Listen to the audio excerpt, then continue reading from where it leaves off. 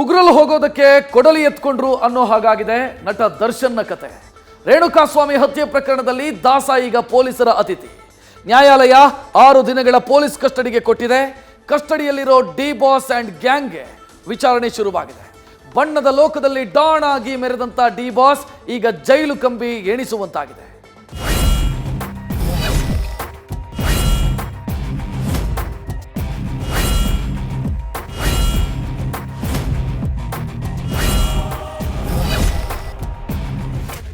ಕೋಪದ ಕೈಗೆ ಬುದ್ಧಿ ಕೊಡಬಾರ್ದು.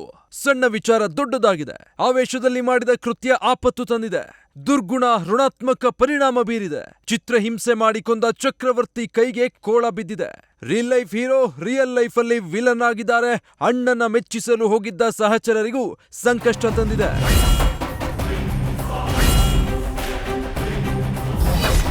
ಐಷಾರಾಮಿಯಾಗಿದ್ದ ಐರಾವತನಿಗೆ ಈ ಬಂಧನ. 6 ದಿನಗಳ ಪೊಲೀಸ್ ಕಸ್ಟಡಿಯಲ್ಲಿ ಜಗ್ಗುದಾದ ಲಾಕ್. ಮೆಜೆಸ್ಟಿಕ್ನಿಂದ ಕಷ್ಟಪಟ್ಟು ಮೇಲೆದ್ದು ಚಕ್ರವರ್ತಿಯಾಗಿ ಮೆರೆದಿದ್ದ ದಾಸನಿಗೆ ಹತ್ಯೆಯ ಕಳಂಕ ಮೆತ್ಕೊಂಡಿದೆ. ಕನ್ನಡ ಚಿತ್ರರಂಗದಲ್ಲಿ ಹೊಳೆಯುವ ಧ್ರುವ ನಕ್ಷತ್ರವಾಗಿದ್ದ ಕಾಟೇರನ ಬದುಕಿಗೆ ಕಾರ್ಮೋಡ ಆವರಿಸಿದೆ. ರೇಣುಕಾಸ್ವಾಮಿ ಕೊಲೆ ಪ್ರಕರಣದ ಆರೋಪಿ ನಟ ದರ್ಶನ್ ಅಂಡ್ ಪಟಾಲಂ ಅನ್ನಪೂರ್ಣೇಶ್ವರಿ ಠಾಣೆಯಲ್ಲಿ ಮೊದಲ ರಾತ್ರಿ ಕಳೆದಿದೆ. ಜನಪ್ರಿಯ ನಟನಾಗಿ ಐಷಾರಾಮಿ ಬದುಕು ಸಾಗಿಸುತ್ತಿದ್ದ ನಟ ದರ್ಶನ್ 6 ದಿನಗಳ ಕಾಲ ಪೊಲೀಸ್ ಕಸ್ಟಡಿಯಲ್ಲೇ ಕಳೆಯಬೇಕಿದೆ. ಮೆತ್ತನೆಯ ಮಂಚದಲ್ಲಿ ಮಲಗ್ತಾ ಇದ್ದ ನಟ ದರ್ಶನ್ಗೆ ರಾತ್ರಿ ಮಲಗಲು ಚಾಪೆ, ದಿಂಬು, ಬೆಡ್ಶೀಟ್ ನೀಡಲಾಗಿದೆ. 6 ದಿನಗಳ ಕಾಲ ಕಸ್ಟಡಿಯಲ್ಲಿ ಪೊಲೀಸರು ಸಾಕ್ಷ್ಯಗಳನ್ನ ಕಲೆ ಹಾಕಲಿದ್ದಾರೆ.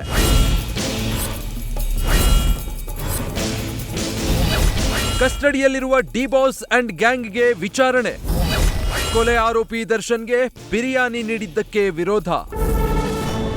ನಿನ್ನೆ ರಾತ್ರಿ ಕೊಲೆ ಆರೋಪಿ ದರ್ಶನ್ಗೆ ಬಿರಿಯಾನಿ ಊಟ ತರಿಸಿಕೊಟ್ಟಿದ್ದಕ್ಕೆ ವ್ಯಾಪಕ ವಿರೋಧ ವ್ಯಕ್ತವಾಗಿದೆ. ಹತ್ಯೆಯಾದ ರೇಣುಕಾಸ್ವಾಮಿ ಕುಟುಂಬಕ್ಕೆ ಒಂದೊತ್ತಿನ ಊಟಕ್ಕೂ ಕಷ್ಟ ಇರುವಾಗ ದರ್ಶನ್ಗೆ ಬಿರಿಯಾನಿ ಕೊಡಲಾಗ್ತಿದೆ ಅಂತ ಜನಾಕ್ರೋಶ ವ್ಯಕ್ತವಾಗಿದೆ. ಬಡವರಿಗೊಂದು ಕಾನೂನು, ಹಣವಂತರಿಗೊಂದು ಕಾನೂನಾ ಅಂತ ಪ್ರಶ್ನೆ ಎದ್ದಿದೆ. ಆದ್ರೆ ಬಿರಿಯಾನಿ ನೀಡಿಲ್ಲ ಅಂತ ಪೊಲೀಸರು ಸ್ಪಷ್ಟನೆ ನೀಡಿದ್ದು, ಆ ಬಗ್ಗೆ ಪ್ರತಿಕ್ರಿಯಿಸಿರೋ ಗೃಹ ಸಚಿವ ಪರಮೇಶ್ವರ್, ತನಿಖೆ ನಡೆಯುತ್ತಿದ್ದು ಕಾನೂನು ಪ್ರಕಾರ ಕ್ರಮ ಕೈಗೊಳ್ತೀವಿ ಎಂದಿದ್ದಾರೆ. ಕಾನೂನು ಎಲ್ಲರಿಗೂ ಒಂದೇ. ದರ್ಶನ್ ಅವರಿಗೂ ಕಾನೂನು ಒಂದೇ, ಪರಮೇಶ್ವರ್ಗೂ ಕಾನೂನು ಒಂದೇ. ಹಾಗಾಗಿ ಕಾನೂನನ್ನು ಯಾರೂ ಕೂಡ ಕೈಗೆತ್ಕೊಳ್ಬಾರ್ದು ಅನ್ನುವಂಥದ್ದು. ಅವರ ಶ್ರೀಮತಿಯವ್ರ ಬಗ್ಗೆ ಏನೋ ಪೋಸ್ಟ್ ಮಾಡಿದ್ದ ಹಾಗೆ ಅಂತೇಳಿ ಅದಕ್ಕೆ ಅವರು ಕಂಪ್ಲೇಂಟ್ ಕೊಡ್ಬೋದಾಗಿತ್ತು. ಅವ್ರು ಯಾರು ಕಂಪ್ಲೇಂಟ್ ಕೊಟ್ಟಿದ್ರೆ ಪೊಲೀಸ್ನವರು ಇಮಿಡಿಯೇಟಾಗಿ ಆ್ಯಕ್ಷನ್ ಮಾಡೋರು. ಅವರನ್ನು ಕರ್ಕೊಂಡು ಬಂದು ಹೊಡೆದು ಸಾಯಿಸಿದ್ದಾರೆ ಅಂತ ಏನು ಇವಾಗ ಮಾಹಿತಿಗಳಿದೆ, ಅದು ಅವಾಯ್ಡ್ ಮಾಡೋಕ್ಕೆ ಸಾಧ್ಯ ಇತ್ತು.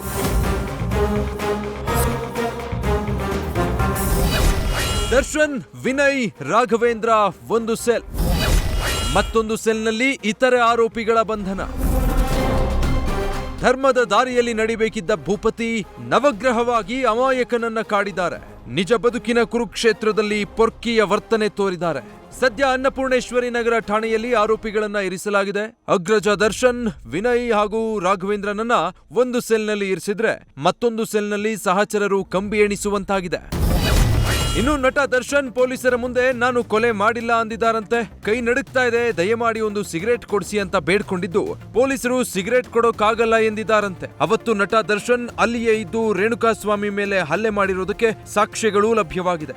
ದರ್ಶನ್ ಹಾಗೂ ಪವಿತ್ರ ಗೌಡ ಅಲ್ಲಿಯೇ ಇದ್ರು ಎಂಬ ಸಾಕ್ಷ್ಯಗಳನ್ನ ಮುಂದಿಟ್ಟುಕೊಂಡು ವಿಚಾರಣೆ ನಡೆಸುತ್ತಿರುವ ಪೊಲೀಸರ ಯಾವ ಪ್ರಶ್ನೆಗೂ ಉತ್ತರ ನೀಡದೆ ದರ್ಶನ್ ಸೈಲೆಂಟ್ ಆಗಿದ್ದಾರೆ ಎನ್ನಲಾಗಿದೆ. ಒಟ್ಟಾರೆ ಕೋಪದಲ್ಲಿ ಕೊಯ್ದ ಮೂಗು ವಾಪಸ್ ಬರಲ್ಲ. ನಟ ದರ್ಶನ್ ಅಂಡ್ ಗ್ಯಾಂಗ್ ಸ್ವಲ್ಪ ತಾಳ್ಮೆ ವಹಿಸಿದ್ರೆ ಬಹುಶಃ ಹೀಗಾಗ್ತಿರ್ಲಿಲ್ವೇನೋ. ಅಮಾಯಕನ ಮೇಲೆ ತೋರಿದ್ದ ಶೌರ್ಯ ಆತನ ಕುಟುಂಬವನ್ನ ಕಣ್ಣೀರಲ್ಲಿ ಮುಳುಗಿಸಿದೆ. ಅಪಾರ ಅಭಿಮಾನಿಗಳ ಪ್ರೀತಿ ಗಳಿಸಿ ಕ್ರಾಂತಿ ಮಾಡಿದ್ದ ದಾಸನಿಗೆ ಮಾಡಿದ್ದುಣ್ಣೋ ಮಾರಾಯ ಎನ್ನುವಂತಾಗಿದೆ. Vishnu Prasad, crime bureau, news first. News first ನಿರ್ಭೀತಿಯಿಂದ ನಿಮ್ಮ ಪರವಾಗಿ.